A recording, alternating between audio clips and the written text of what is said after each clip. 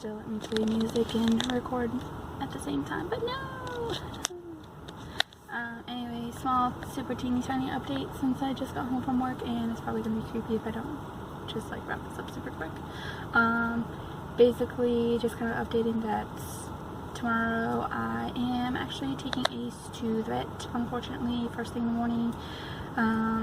They were fine a couple weeks ago when we took them in for their shots for the year, but the last like 3 days Ace has been kind of like kind of just out of it, kind of lethargic, just laying down and just sleeping a lot more than usual, and just feeling weak when you pick him up and hold him, and just not really responding to being interacted with, and just not really eating regular food or anything much, though he has been touching the wet food when we've offered it to him the last couple days, and eats maybe slightly less than he usually does, but he doesn't really eat a lot of it usually to begin with. Like, we have the super teeny tiny Love Some brand cans that Kroger does, and I usually split that in half between the two cats, and Ace will eat half of his half and wander off after like 2 minutes, and then Luna will eat all of her half and then go and finish his plate,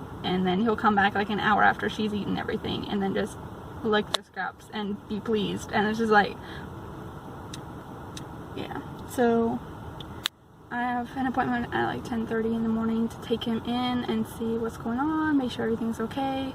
Nothing is really like changed or anything. Like, they got a couple of fleas from the vet visit before because we took him out and about, but barely noticeable.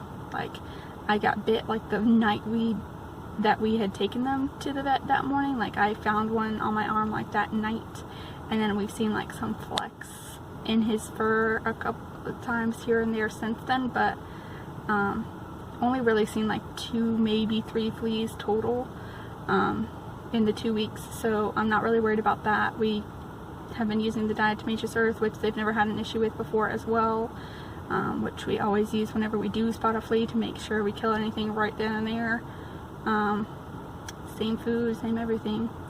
So hopefully we can figure out what's going on. Hopefully just something minor, maybe like they've had before, where they did have a couple of fleas when they were little where they got a tapeworm, like Luna had gotten one, and then Ace had gotten one a couple weeks later from possibly having eaten the fleas they got. Hopefully that's all it is, and just something very minor like that, where they can just take a look and just confirm everything's okay. But yeah, that's the thing that's happening, and yeah, just figured I'd mention that and everything. And now I gotta go inside, figure out what I'm gonna do for the evening, and get ready for tomorrow. Fun times.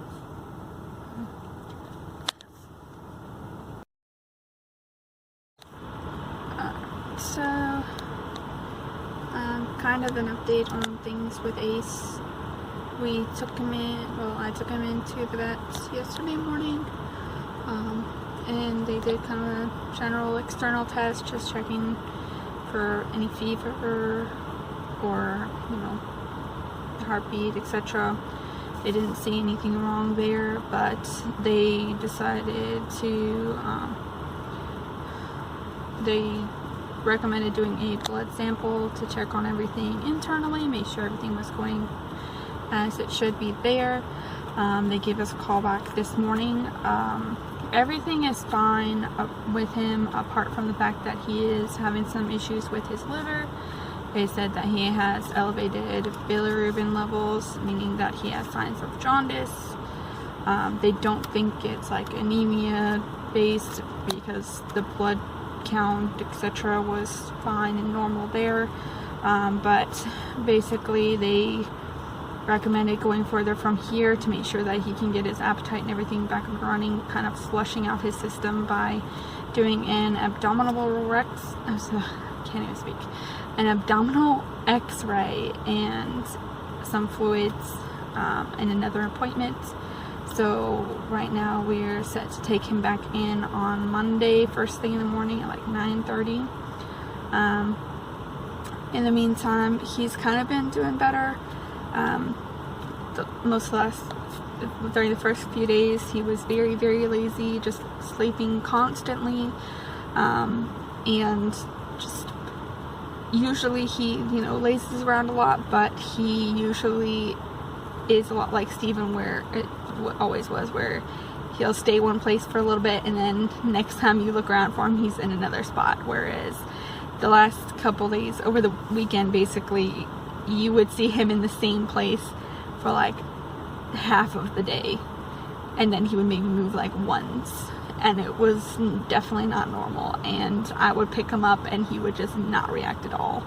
He would just kind of be like, whatever, wouldn't react, wouldn't make any sound, wouldn't like fidget or anything about it. It's kind of like, oh, whatever, if you want to pick me up, fine. Whereas usually he doesn't like cuddles, he doesn't like to stick around for very long, unless it's like first thing when you're going to sleep or first thing when you wake up, and he just wants to be pet, but he wants to try and bite you and lick you at the same time. So when he doesn't have any reaction, it's very abnormal there. So, but the last couple days has been a little bit better. He's definitely been improving. We've been giving them more wet food to try and get him to eat, because he'll at least eat that, and he'll kind of eat treats a little bit with the catnip. He just isn't really interested in the regular food too much the last while. So we've just been making sure to keep him fed with giving them wet foods, and just making sure that we're not letting Luna eat what he leaves behind like she usually does, just to make sure that we're getting the most out of what we can give him. And yeah, but he's been pretty good. Like the other day when I went to pick him up, he did react a little bit to it. He kind of cried a little bit, like, oh, why are you waking me up, kind of thing. And then when I picked him up this morning, he was still feeling a little weak, but he did immediately struggle to get back out of my arms and cried. So a little bit, as sad as that sounds, it's back somewhat normal for him. He just isn't very affectionate when he isn't like in the middle of demanding it and everything there. So it's good so far. He's been acting a little bit more normal, but just to make sure that he's fully getting back to his appetite and everything, making sure things don't get all clogged up there. We're going to be bringing him back on Monday to get things kind of just cleared out and everything. So that'll be good. But yeah, things are looking good so far. I'm fairly familiar with even when Roddy had jaundice when he was teeny tiny for a couple weeks there, so I know it's not like crazy, it's not anything super, you know, it's not really threatening there. It's just a matter of making sure we do keep an eye on him and get it taken care of in a timely manner. So I'm glad to hear at least that much, that there's nothing all too serious going on there. It's just a matter of making sure we keep up with what we can, getting him wet foods and whatnot in the meantime until we're able to get this sorted. But yeah, that's pretty much all we've seen so far, so it's good to hear. And of course Luna, nothing going on, so that's definitely good, because one of the things that I was thinking of is maybe if it had been another tapeworm like they got a couple years ago when they ended up with a couple of fleas, possibly from a vet trip or something, where they just were taken outside, or from the move, I don't recall specifically, and they were fairly similar to this, where they just very off for a couple of days. But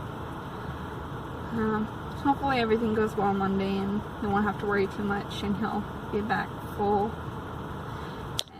to his normal self soon. But yeah,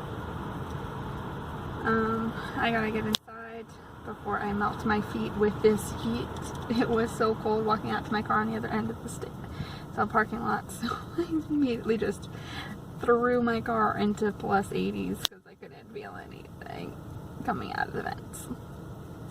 But anyway, I'm gonna go inside, take care of things there. Unrelated reading updates. I am in the middle of reading. I'm in the middle of reading the Barnes & Noble collectible editions of the Doctor Who books that Alex gave me for my birthday last year. I'm in the middle of reading the first book. He got me 2 copies of them. I got the first one is The Silent Stars Go By and Touched by an Angel, with the 11th Doctor, Amy, and Rory. The first one I finished earlier today, I think just before my shift started. I finished reading The Silent Stars Go By, which was pretty interesting. I was a little iffy at first because it was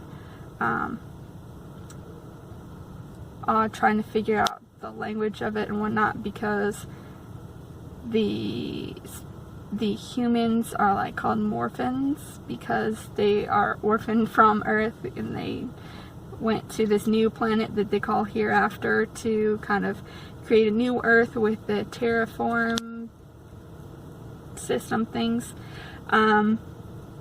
similar to the 3rd season with Martha, where it was the Doctor's Daughter episode, that whole system thing. And Ice Warrior show up, so that was intense. That was kind of crazy. And they're transhumans. Those are some creepy crap. I'm sorry. Their descriptions were just, no. I'm not okay with it. That's gross. That's creepy and that's scary, and I don't. But anyway, so yeah, I finished reading that after a couple days, and now I'm reading through Touched by an Angel, which actually I'm really rather enjoying, even though it still is the worst. Weeping Angels are always like the worst monsters from Doctor Who. I hate them. But yeah, it is interesting kind of like seeing how that's playing out with it being so recent, because it's 11, Amy and Rory in 2011 helping out this dude whose wife died in a car accident in 2003, and in 2011, well, she supposedly died in a car accident in 2003, but based off of the prologue, like, she gets touched by an angel right after the accident. That's all we know so far. And then her husband is, you know, assuming she's been dead for 8 years, and then he gets touched by an angel in 2011 and gets sent back to 1994, which is unusual that the angel sent him back only so far. So now Amy, Rory, and the Doctor are trying to track down where he was sent so that they can stop him from kind of screwing with time, because he's still within his own timeline, and he is most definitely tracking down himself and his family with no regard. So that's lovely, even after he got a letter from himself, so it's great. But I'm loving it so far. I'm excited to actually finish reading it. I was a little apprehensive at first to read these books because they feel so like daunting, because they're so giant and heavy, because they're so fancy, because they're the, as I call, Bible book copies, because we've got the lovely hardcovers with all the like what is it called, like embossing and stuff, I guess you could say, with all the textures, and they've got the shiny edges to the paper and everything. So I love those books. They're the best. Yeah, because there's 2 of them, and because they feel quite giant initially, I was rather apprehensive about when I would be reading them initially.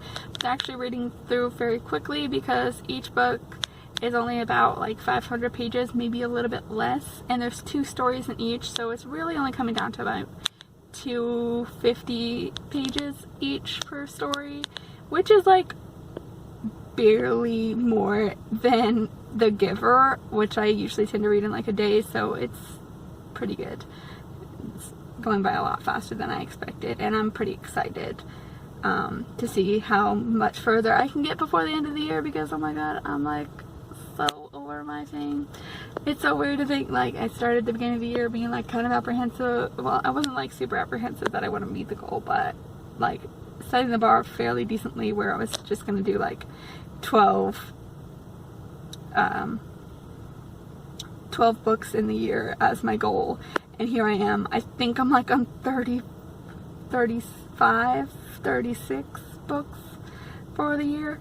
I think I'm like, Goodreads says it's like 25, but they didn't account for the different books for my all-in-ones, like the different Narnia stories and the different Giver stories, etc.